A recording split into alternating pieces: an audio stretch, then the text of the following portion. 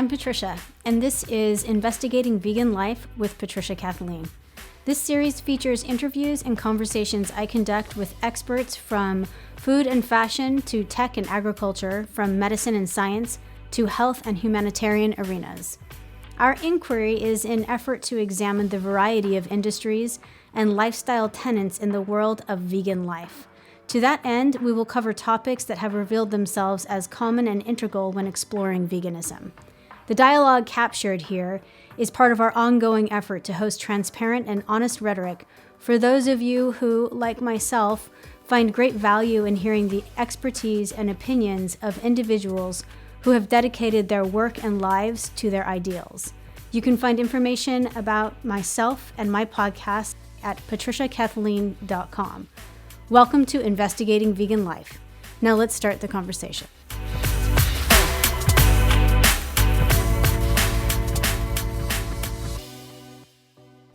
Hi everyone, and welcome back. I am your host, Patricia, and today we are speaking with Stephanie Redcross West. She is the Managing Director of Vegan Mainstream, veganmainstream.com.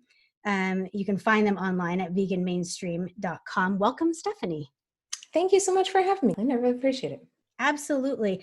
And for everyone listening, really quickly, if you want to find more about Stephanie and Vegan Mainstream, you can jump on their website, and you can also jump on the LinkedIn. Company has a huge presence on LinkedIn. So that you go to LinkedIn and you type in Vegan Mainstream, pull up their company website, as well as Stephanie Redcross West has her own page there as well.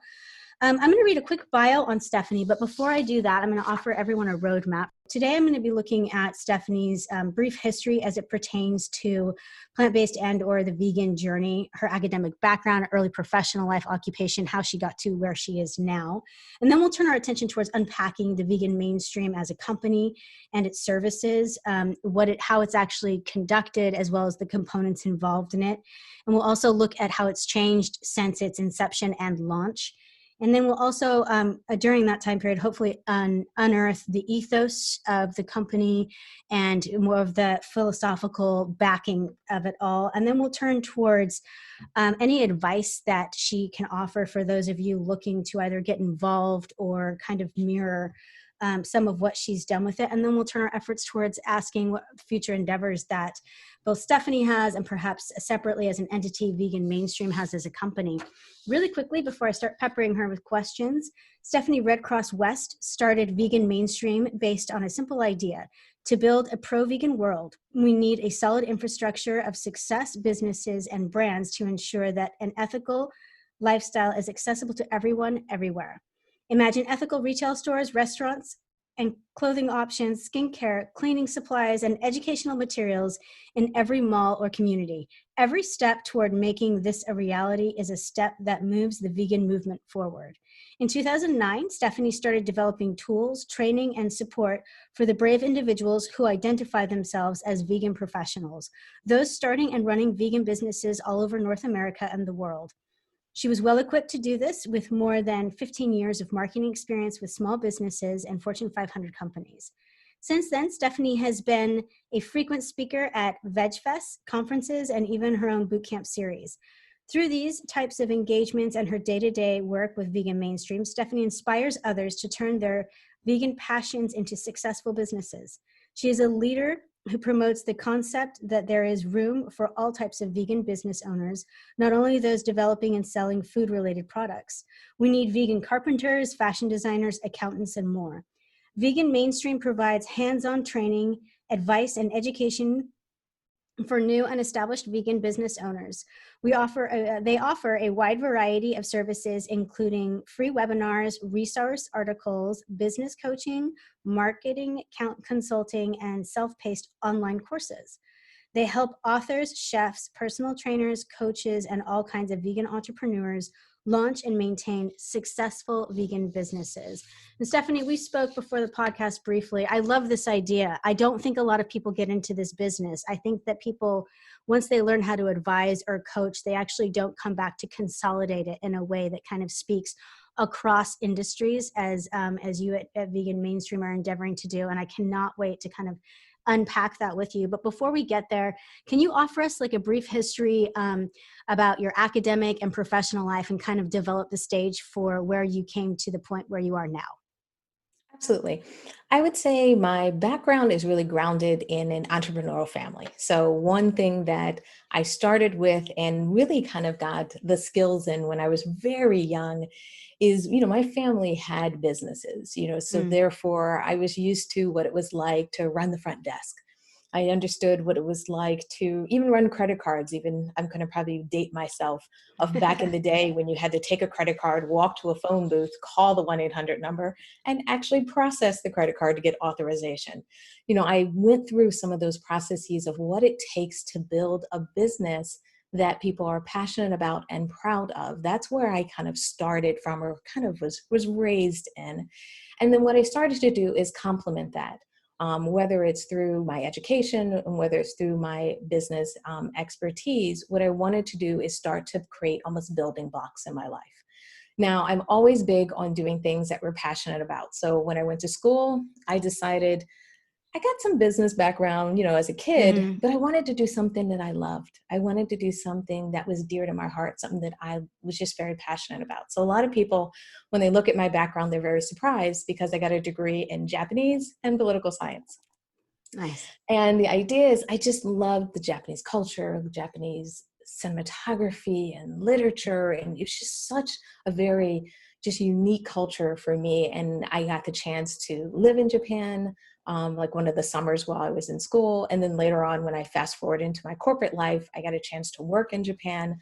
So what I was able to do is start to realized that I could chart my own course. When I was a kid, I was very young, went to one of those hibachi grills, which probably started it all. I was like, I'm interested in this culture. And I started studying, I Nice. started, finding more about it and so forth. And that led me to making sure I was not only getting an education in it, but I was traveling abroad. I would go to Japan. Those are all things that I had dreamed of. And what I found in my life, and if people are kind of listening right now and ever struggling in your life, I would always say, look back on the dreams that you had as a kid and see if you fulfilled some of those dreams. Because when you start to see the power in dreaming big and it coming true, you start to realize how much power you have in creating your own course.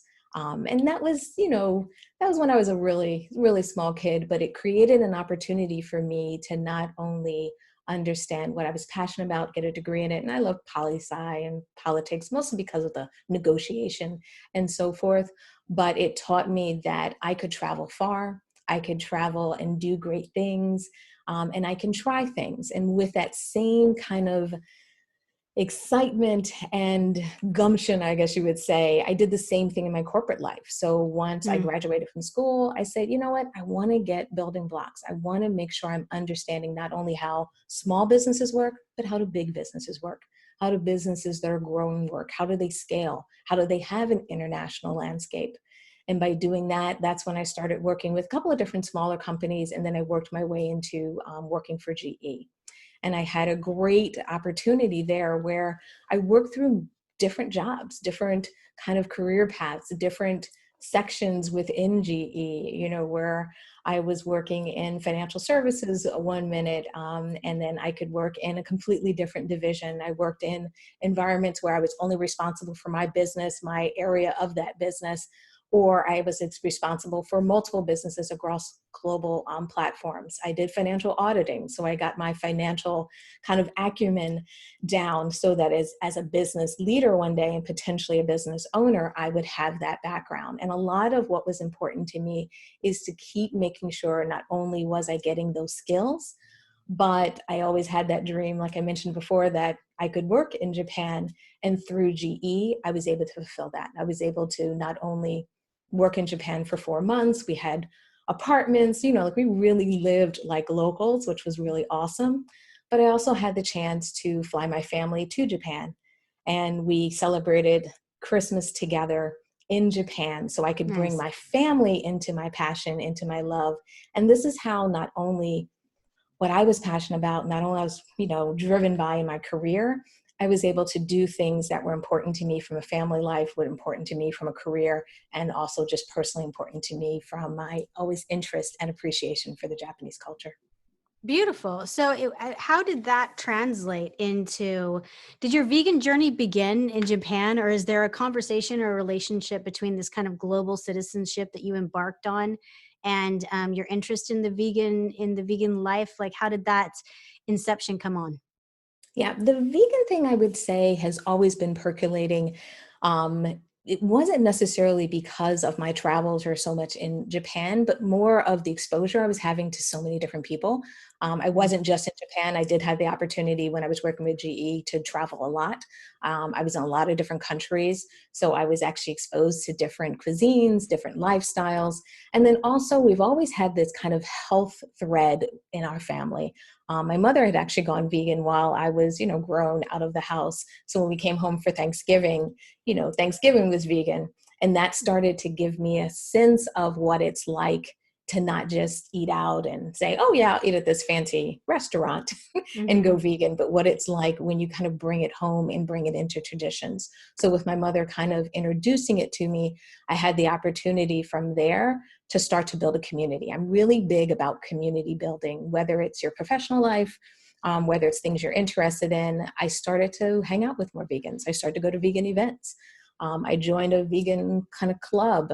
And at this time, this is around 2005 when I officially went vegan. I had joined a group and I was living in Connecticut at the time, that met about twice a month. And what we would do is we would go to restaurants, we'd discuss things. And that's when I started to get more background on what this lifestyle means and how it impacts our environment, how it impacts animals and the world. So they really started to educate me, and that's what started me in that path. I was still working at GE at the time in 2005. So I kind of was bringing that into my corporate life, and, we would do vegan cakes and vegan snacks at Sure. meetings at GE and so Yeah. forth. And I started to just bring it in that way. And then eventually when I transitioned to my own business, I decided I wanted to bring that together. That's interesting because I feel like the 90% of the time when I speak with people and people who practice a vegan lifestyle, the bridge to it was diet, health, and exercise. And it sounds like your bridge to it was, like you said, this community building. You went and kind of became involved with the community, and came through it that way. Was your mother involved with it due to health, or was it just a curiosity, or was it for a different reason that she became a vegan? My mother really became vegan more for spiritual purposes. Yeah. So Okay. And that there's the was her second one. journey. Yep. So Hmm. that was really her journey. And then I also had a health, I wouldn't say challenge, but I had a health wake up call, I would say. Yeah. When I was in college, and this is before I went vegan, but what started me on like that vegetarian path that ultimately leads a lot of people to veganism, is I got pretty sick in college and I ended up getting E. coli. Oh, wow. And as I started to research it and where it comes from and how it works, and unfortunately that weekend I'd been in 3 different states Mm. before I had returned to, that was my senior year in college, before I returned. So we couldn't pinpoint, but it's a very sobering experience when like the Yeah. CDC calls you and they're like, where have you eaten? What have you done? Where have you been? Yeah. And you start to realize, how serious these things are. And also it just made me think about potentially going without. And that started making it make more sense for my vegan journey. Absolutely. So let's get into unpacking, like first, let's start off with kind of the brick and mortar nuts and bolts of vegan mainstream. What was the inspiration for launching it? And let's see, I'm not sure if I rattled off the year of whether or not you launched it, but reach back 2009. 2009. And did you have co-founders? Did you bootstrap? Did you have funding? And what was the inspiration for the launch or for developing it? Yeah. I funded it myself because I was working at GE at that time. I was doing a lot of savings. So I did have some money that I used for my savings to start the business. Um, I would probably say it was really the idea that, could I do a passion-based business? Could I do a business that was something that I loved? Because most of my training and most of my time at GE was really in marketing. I had worked my way through kind of the ranks and gotten to a point where I was a VP of marketing. So I had a lot of great experience, a lot of great exposure to marketing. And the concept was, could I bring my marketing together with veganism? Like, does that work? And I wasn't sure if that was even possible. I wasn't even sure if I was just, had a cool concept, but not necessarily a business, because there is a difference. Right. And that was kind of my starting point. Plus, I think it was also from a little bit of frustration. I don't know if this ever happens to you, but like I was visiting a lot of vegan restaurants and they were going out of business. Yeah, And it's tragic. It's really tragic. And it's not even just on the vegan business side, but small businesses, they struggle with how to run a business. They have a great idea, great food, sometimes amazing concept, but what it takes to run a successful business, the structure, the systems, and the marketing is sometimes just too much. And my thought was, if I could bring that to them, if I could bring what I learned from corporate America, if I could bring what I learned from growing up in an entrepreneurial family to these individuals, could I help them accelerate? Or could I help them maybe not bend by the pressure of running a business? Yeah. And I think it's right. It's true. Everyone loves small businesses, or at least that's, even economically, people Mm-hmm. in political campaigns will talk about those small businesses. They're going to help them out, everyone across everything. And I think the beauty of it is because, they are usually started by passion, by someone saying, my mother made Italian food. I'm going to up and sell Italian rare goods or whatever, they're launched by people with passion. But I can't really think of anybody who came out of school with their MBA and thought, I'm going to start the world's greatest small business. It seems like to start a small business, you actually lack the business end of it. You have that passion and that drive to bring it to your community, but you don't have the business aspect, which is why I think that, what you're doing is with Vegan Mainstream is so incredible. I wonder, so when you started off, well, let's start about unpacking it. So you go onto veganmainstream.com and you're first, as a viewer, as a connoisseur, you're met with like this information-based system. Can you kind of walk our audience through what your first experience should be and what the first, as a potential customer would be hitting your website?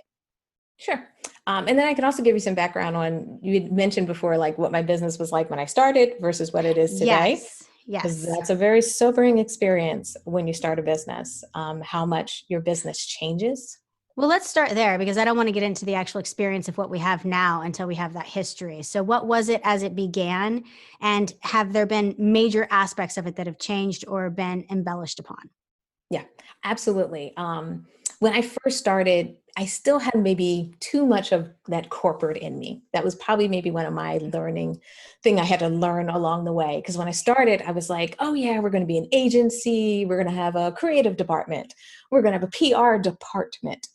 We're going to have, I was almost taking kind of the marketing roles that I had been used to in corporate America and started to create that. I had a large staff. I had this concept that we were just going to be helping these businesses and they were going to be calling up and meeting ideas and we're going to be churning out campaigns. And what I didn't realize, or what I hadn't really thought about, is understanding where my customers were today, or at that point, where were they in 2009? Mm-hmm. Many of them didn't have marketing budgets. Many Right. of them were barely doing marketing, especially if they were doing brick and mortar, they were just doing foot traffic. So me coming in saying, hey, we can do advertising for you, was a large stretch from where they were. Right. So the idea of I was selling something that sometimes they didn't even know they needed. They didn't even see as something that they wanted. And I think that's the thing that's a universal challenge for us as we all build businesses, is to make sure that we understand where our customers are today and what service do they need and how do we develop that. So I had to pivot. I had to really restructure the business differently to start to understand where are my customers and what kind of support do they need? Do they need their team trained so they can take the ideas in-house and manage them, as opposed to us managing them externally? And that was something we learned, that we really had to be able to help people build their infrastructure as opposed to us being an outside agency source. That was probably one of my biggest learnings. The other thing that we had to realize and learn is that we needed to bring capabilities to our community. So how did we bring best practices in? How did we learn what was working and kind of working as business models or marketing models in other industries or in other ways that hadn't been, in a sense, veganized? Just like today, you know, we talk about like veganizing your favorite pizza or veganizing your Right. favorite dish. The same, I think, exists on the marketing side, that you have to kind of small businessize it. And in many cases for our customers, we had to veganize it because for some people, they weren't always thinking about the bottom line. They weren't thinking about the metrics. They really wanted to have an impact. One of the biggest things that we had to change when we taught people how to do planning was not just financial planning, but what we call impact planning, meaning Mhm. how many people do you want to serve? How do you want to service your community? How do you want to do give backs? Do you want to donate to your local charity? So adding those components to how we teach and how we help our community made a big difference for our customers. And those are things I had to learn along the way to make sure that we were servicing our customers the right way. Absolutely. And it sounds like a lot of those core tenets that that people can bring on. I think that different industries do things differently, and I'm not just speaking about vegan footwear as opposed to vegan food delicacies or something, but the communities itself. There's a lot of market research, especially with micro influencers and things like that across Mhm. social media, where you have these intersections of people, and the vegan community, or people who, there's another community, this sub vegan community that I'm kind of obsessed with, and that's these people getting ready to convert to veganism, Mhm. on account of a myriad of different reasons, and they're kind of spoken to on a marketing campaign in a very different way than people that have been vegan for 20 years and whose great grandmother was, and things of that nature. So I think there's a lot, and it's interesting because I haven't heard a ton of the impact planning and things like that. Does sound to me like something that is not as brought to the forefront of a young business, small business attention, and for good reason. I think small businesses wear a lot of hats, and so there's a lot of balls in the air, and you never find anyone more doing their own accounting as well as like their carpentry in the front as a small business owner, right? They're all just doing Absolutely. everything. So that's interesting, and it is likewise and conversely as interesting that you had to kind of decorporate yourself, but kind of recorporate, the small businesses. That kind of exchange is interesting. So where is it now that you guys are at? Like the vegan mainstream, like where would you say the large amount of your services are? Do you have industries that you specialize with, or is it just across the entire? I know in your bio I read that you're like, it's everyone, it's everywhere, it's the entire vegan community. But who are your clients right now, and what has the growth been since 2009? Absolutely. I would say our client base is across the board, and I was pretty surprised by that as well. Even when we started, I was really curious how much I would be in the food sector because that's a natural place. But really, what our experience has been is across the board. We've worked with authors and helping authors go from a book over to courses, over to speaking engagements, over to large scale events. So helping people kind of grow in kind of step by step fashion as they built out their community. We work with vegan doctors, which that was a really big surprise for me Nice. Yeah. because many of them are looking at bringing wellness products in. Many of them are looking at kind of doing cross over, where if they're servicing or have a patient, can they help them with the food? Can they help them with lifestyle management? How can they bring in other services and so forth? So we work with people in that kind of healthcare space. We also I've worked with book publishing companies. We work with people who do just events. So say they do conferences, they do one a year, two a year, three a year. We work with people who do vegan matchmaking services. We work with clients, I'm just using my memory right now, that do health. So they teach people how to do like acupuncture, Hmm. massage, but use it in a way to actually treat some common health issues and challenges. So it's really across the board. And sometimes I've worried that, do we dilute by going too far across? Right. But what I found is it's been great because many industries are trying to be more vertical. Many industries are trying to find those adjacent markets. And therefore, by us being able to cross over, what I'm finding is doing a product launch online, doing an online course launch is going to work for an author, for a doctor, and going to work for a masseuse. Mhm. It's just that it might be slightly different depending on their product and their service, but the idea is there is leverage across the board. Yeah, and interdisciplinary, I think that a lot of people get, there was this hyperactivity about returning to the niche, which I appreciate. I probably evangelized it for a hot minute in 2000, the early aughts, this whole like be niche and you'll be more successful.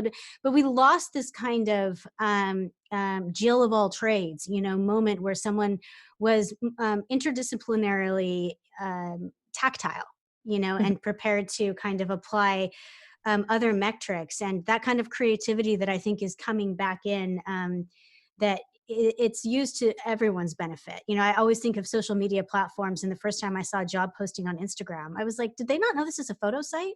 Like, this isn't supposed to be here. And then it was just like everywhere. And that's how like all of, everyone was getting a job, was job postings on Instagram. But it took someone creatively going, I'm going to put that on Instagram. It's got a ton of views. And so just looking at things from a slightly different angle, and utilizing platforms across different areas like you're doing or suggesting that you do, is I think is more useful. It's more communicative and less exclusionary, and things like the vegan lifestyle risk becoming exclusionary if they're not careful. And so I think that even with the marketing campaigns, being inclusive sounds clever. So the site is designed to bring people in. I know you have a bunch of different services that you offer. I covered some of them in the bio, but can you kind of unpack some of those? Because you don't just serve as like this expensive campaign for someone who has like, this $20,000 kitty that they can hire you with. You've actually got a lot of different facets for that could meet a lot of different needs, as well as budgets and things like that. So can you walk us through your services? Absolutely. I would probably say our services are on two ends, kind of the high touch end, or a little bit more of that, personalization versus things that we offer like our online courses, so that people can get the content and take it at their own pace. I love our online courses because it's a great way for me to take what I teach, even sometimes in my more customized, personalized programs, and I can create a video where I can show people, mention it, walk people through the process, and I can walk them through complicated things Mm. in online courses, but I can offer it at a reasonable rate. We can offer it at a rate that someone can pay one price or pay monthly over 6 months, as an example, and get some of that learning. And what we do is do some support on top of our online courses. One thing that I'm really big on is, well, I want you to have the content and I want you to do it at your own pace. I do want to nudge you along. So Yeah. we do have like support where you buy a course from us. And what we tend to do is, twice a month, we get on a call with all students, so across all courses, and allow them to see each other. They can even have a little bit of a quick chit chat.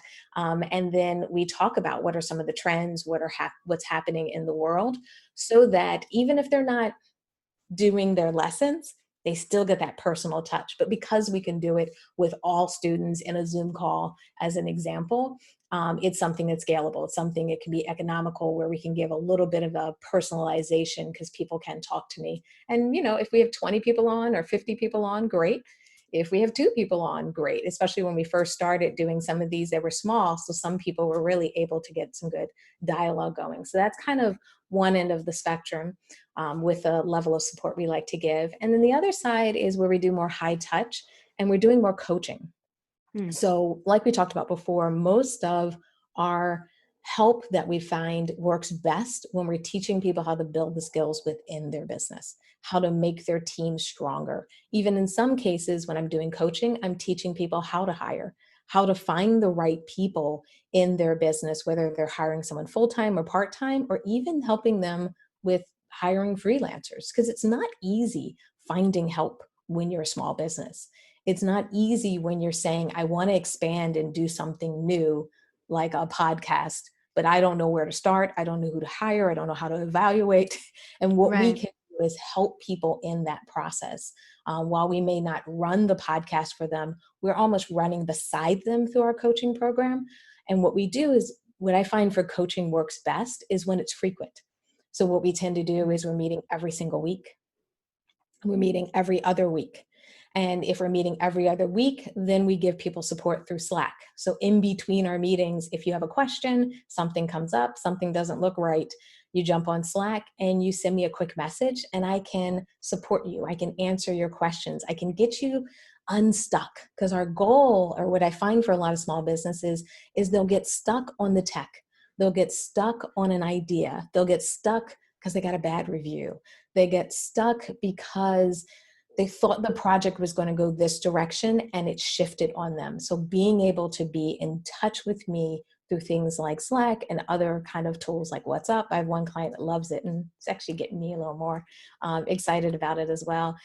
It's a way that we can keep dialogue going, and they're still getting that personalized support as they're moving forward with our weekly plans or our bi-weekly plans on, hey, this week we're working on launching your YouTube channel, or this week we're helping you relaunch your YouTube channel. So we're going to teach you how to update your thumbnails, how to make sure you're doing keyword searches. We're going to make sure that you're putting your tags in there. We've done an audit, and this is what we think you should be working on. And then we give them the guidelines, and then I can ride beside them kind of almost as a little bit of a mini partner as they're Yeah. implementing it throughout the week. Absolutely. Do you feel confident in assisting brick and mortar as equally as your online small businesses?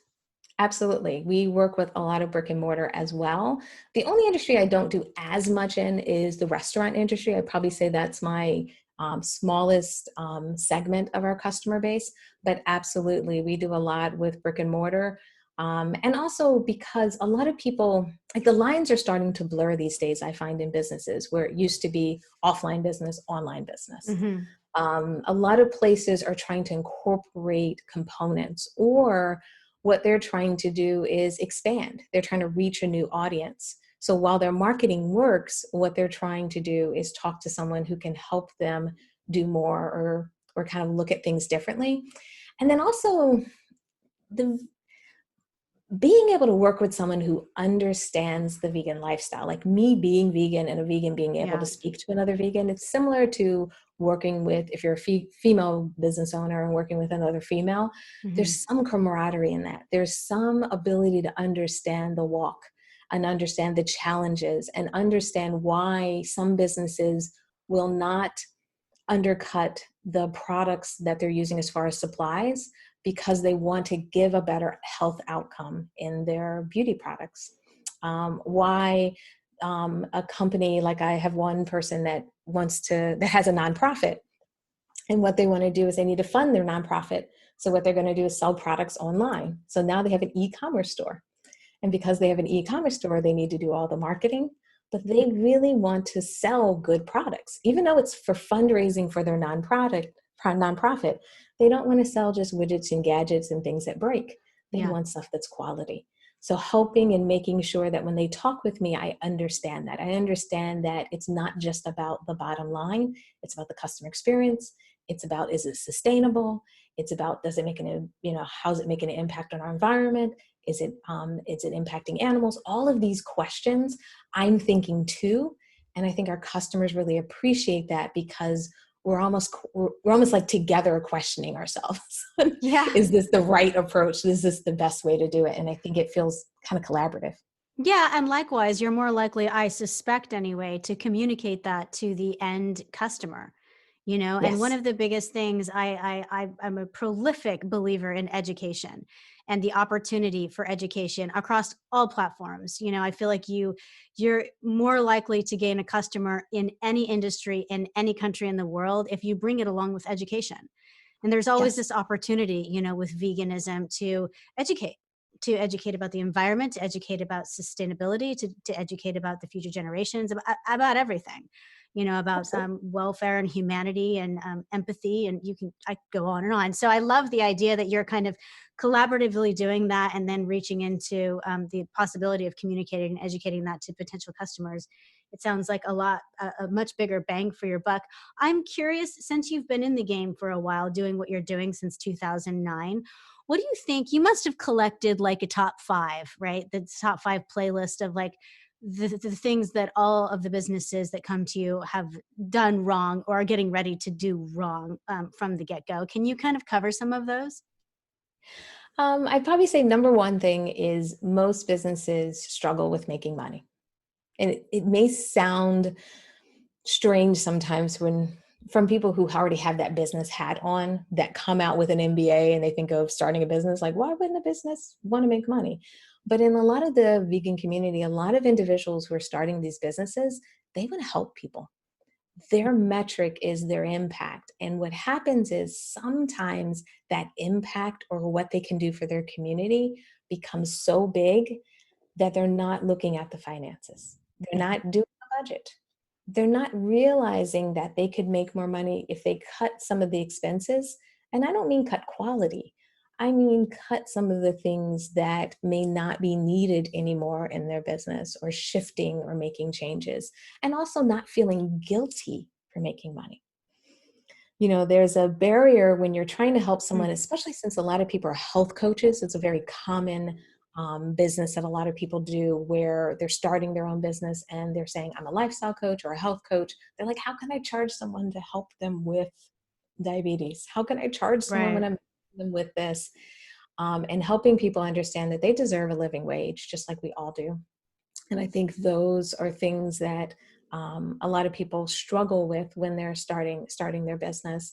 The other thing is how to market smart, how to use the time that you have and be efficient with it, and as opposed to being everywhere and every platform and trying to do everything that anyone's ever mentioned to you. So starting to say, what really is my secret sauce? Where should I be? What makes me unique and different? And therefore, if I'm unique and different, how do I show up in these channels like YouTube in a different way? How do I show up in LinkedIn in a different way? And if I show up in a different way, maybe I'm going to look a little different than my competition. Maybe I'm not going to have as many likes as my competition. Maybe I'm not going to have the numbers that, you know, many of us sometimes fall in love with. These like vanity numbers where it's like, Yeah. I got this many people, this person has this many people, and Mhm. helping people understand that you have to be effective in your marketing, because you can have a large following, but if we're not driving sales, if you're not helping people, then you just have a big following. I don't think we've really gotten to the success of your business. And then the last thing I always tell people is to build on success. So what a lot of people try to do is just expand on good ideas or expand on the potential of something. So if I did this idea, meaning if I did an online course, it could be huge. I could have 5,000 students. Yes, you could. But before we start with the 5,000 student approach, Yeah. let's start with 20 students that love what you do. And not because 20 is where you want to be, not because 20 is the benchmark of success, but what 20 means is when you have 20 customers that have gone through your course, love your course, rave about your course, give you feedback, help you make your course better and stronger, then we can get much faster to that 5,000 number. So helping people understand that success can breed success, especially if you focus on finding, improving kind of that proof of concept on your business and then expanding from there, as opposed to trying to do it all.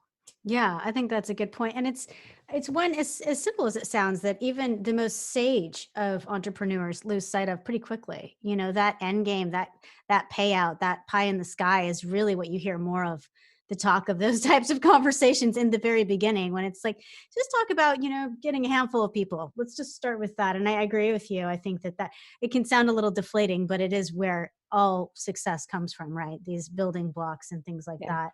And if you Um, read a lot of people's stories, that's how a lot of it starts. It's just that mhm. right now we read the article of 2020. Yeah. We don't go back in that founder story and look at what did they do 10 years ago when they were starting. So when they were in your shoes 6 months into their business, 1 year into their business, where were they? And I think sometimes we get confused by where someone is today as opposed to where they started. Yeah. The industry, since you've been around, has really taken off, right? Mm. My journey into veganism, I think, began very similar with your timeline, and I always find myself really lucky because I feel like it's changed, like the exercise and environment. You know, it started out being ridiculously different. It's gone through all of these changes and fads and things like that, and then ended up kind of, I think, getting to a place of normalcy. But the vegan industry, I feel like not even just a decade ago, was still very outlandish. You know, a lot of people felt it was cult like and it was extremist, and a lot of things that I don't affiliate or associate with it. But because you've been around throughout all of that, have you seen techniques change and like where we stand right now? I mean, the advent of social media has been since Yes. 2009. You know, I mean, the entire platform in which you're probably running a lot of your clients' stuff on. But have you seen, a social media aside, have you seen the community that has changed? Things like Game Changers that came out a couple of years Yes. ago and stuff like that. It's turned a lot of, unsuspected clientele into vegans. And so I'm wondering if with that, has any of your strategy or how you advise your clients changed with the change of, I suppose, just the times or the tides? Absolutely. I think a lot that has changed is even back to a comment you made earlier about educating. Often the thought was, this is why you need, this is what you need to do, but we don't explain why. Why is it beneficial Mm, to the individual?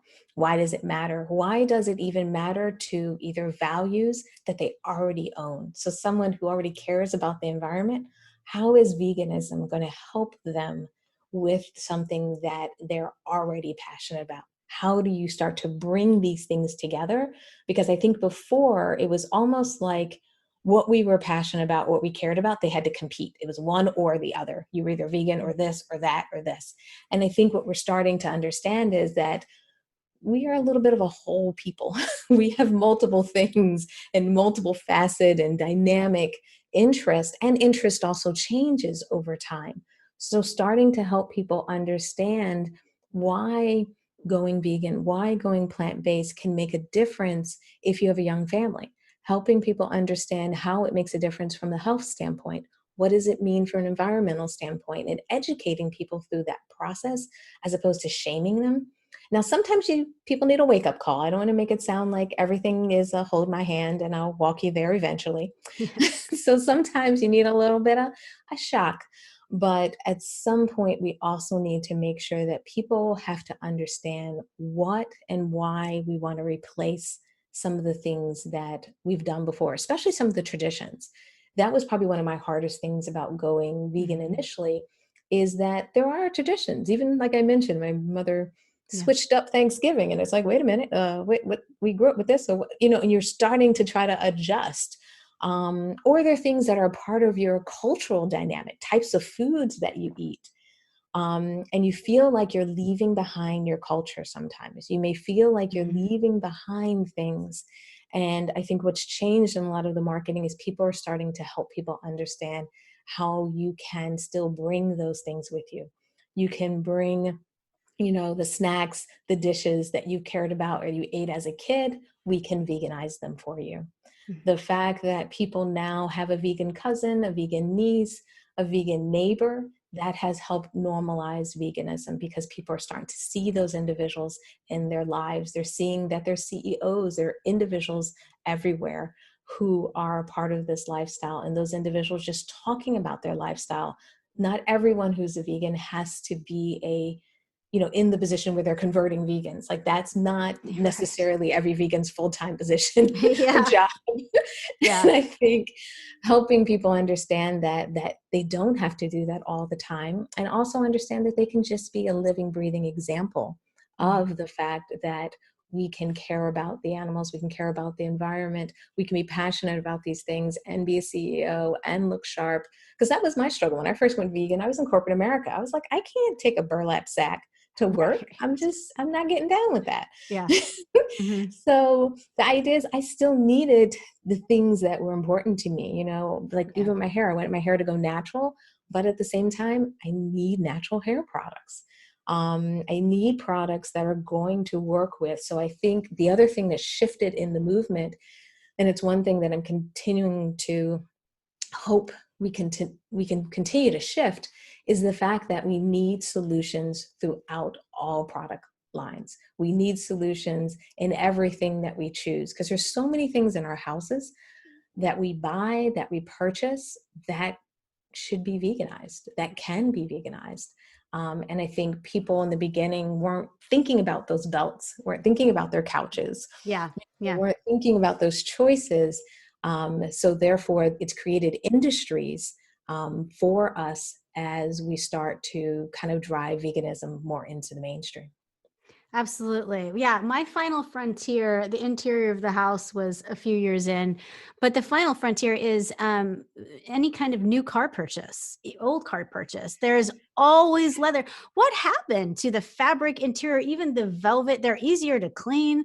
I mean, Yes. as far as they're more comfortable, they're less sweaty. I don't even understand why you can't find them anymore. But yeah, I start to find these areas where I'm like, we need to get someone producing something, some Yes. Stella McCartney of the car interior world, where you can rest assured whatever you buy there is good fashion designers.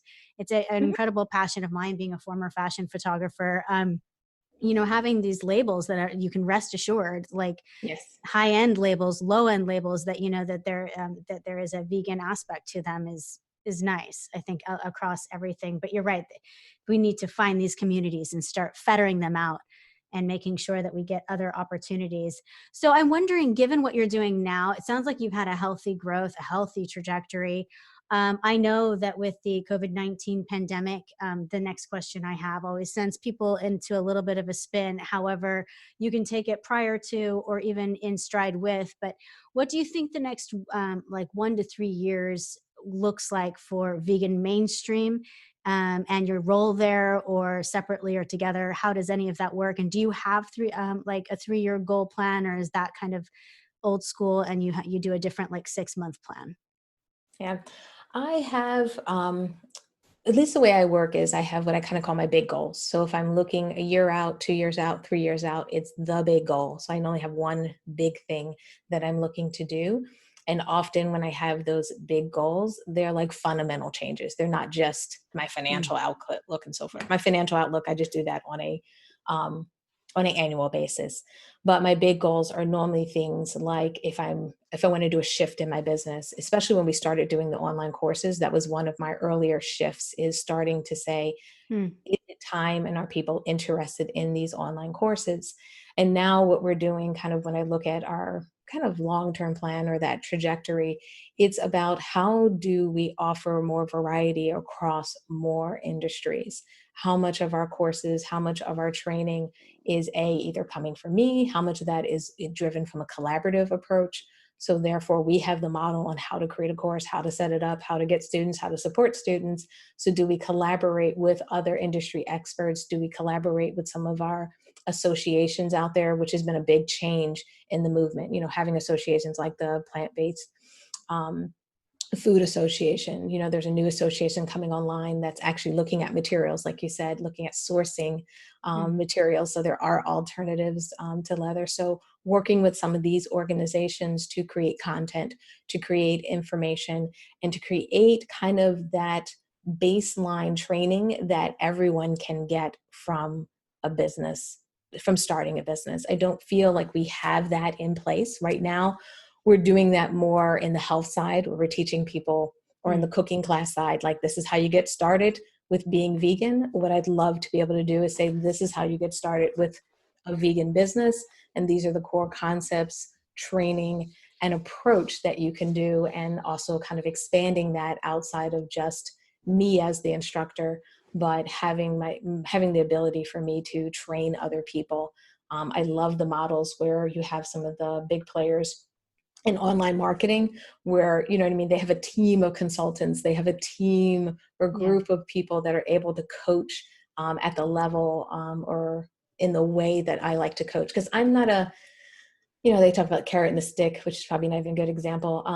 But I really want to motivate people. I want people to feel Yeah. good every day. I want people to feel inspired. I am always looking at the silver lining. So being able to train and bring in a team of people that can help people and motivate people that way, as opposed to motivating people through, the not so not so nice way.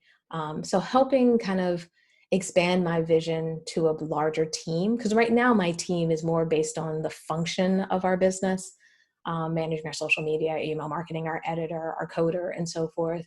But being able to have a team of people that can coach around the world Mm-hmm. would be such an amazing thing, because veganism is also growing. It's a little bit different. Yeah. In Australia, it's a little bit different. In the UK, more products and businesses are coming online, more of the corporate entities. Like in the UK, you're seeing a lot more of the kind of traditional food players jump into the market, where they're not doing it as much in the US. So it would be really interesting to be able to kind of have pockets of support that are regional based as well.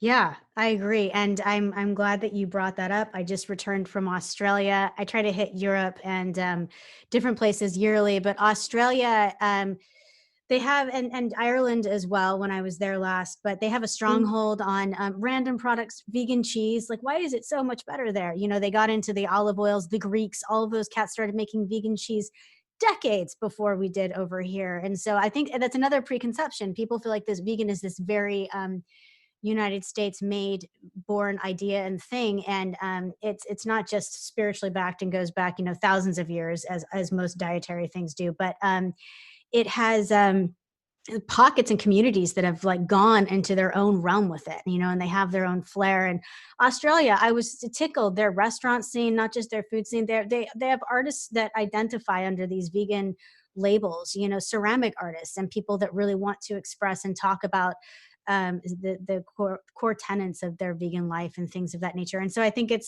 is true. It varies across the pockets, and being able to unify that globally would be quite beautiful. I think that's an awesome future plan, and I look forward to following you and keeping track of it.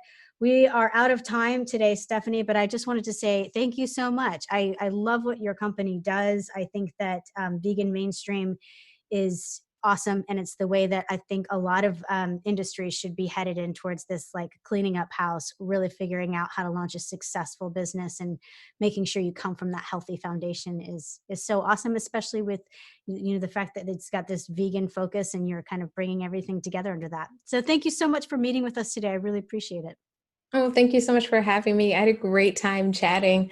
And I really hope for your audience, we were able to kind of inspire some people, help some people, if they're thinking about starting a business, if they're planning, or if they're getting stuck, that the idea that there's many of us out here that are pushing through creating businesses. And I appreciate your podcast as well, giving a voice to people like myself to talk about our careers, our aspirations, and how we would like to at least be able to support our communities. So thank you.